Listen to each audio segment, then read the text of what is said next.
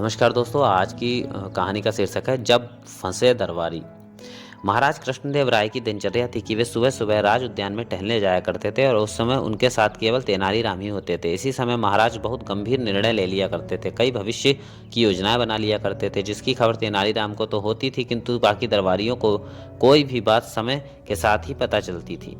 अतः कुछ दरबारियों ने सोचा कि महाराज के साथ तेनालीराम का घूमना बंद कराया जाता। एक रात उन्होंने कुछ गाय लेकर राज उद्यान में छोड़ दी। रात भर में गायों ने उद्यान को उजाड़ कर रख दिया। अगले दिन महाराज भोर में अकेले ही वहां आए तो गायों को वहां चरता देख और उद्यान की उजड़ी हालत देखकर वे आग बबूला हो गए। उन्होंने फौरन माली को तलब किया। ये गायें राज उद्यान में कैसे आई? महाराज सहम कर माली बोला, ये गायें तेनालीराम जी ने यहाँ छुड़वाई हैं। तेनालीराम ने? महाराज को बड़ा आश्चर्य हुआ। इसी बीच अन्य दरबारी भी उद्यान में आ गए। मामले को समझते ही वे बोले, महाराज दरअसल तेनालीराम को आप रोज अपने साथ घूमने के लिए बुला लेते हैं, इसी कारण क्रोधित होकर उसने ऐसा कदम उठाया होगा। ना कि ही उद्यान रहेगा, ना आप घूमेंगे और ना समय असमय उन्हें बुलाएंगे। महाराज को यह सुनकर बड़ा क्रोध आया। उन्होंने आदेश दिया कि उद्यान में नुकसान के बदले तेनालीराम से 5,000 स्वर्ण मुद्राएं वसूली जाएं और इन गायों को राज्य की पशुशाला में भिजवा दिया जाए। दिन चढ़ते चढ़ते यह खबर तेनालीराम तक भी पहुंची। 30 दिन तक वह दरबार में आए ही नहीं। 30 दिन बाद दरबार में आए। उनके साथ कुछ ग्वाले भी थे।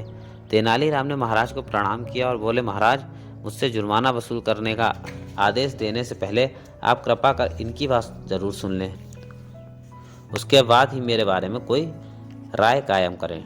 ठीक है, कहते हुए महाराज ग्वालों से मुखातिब हुए।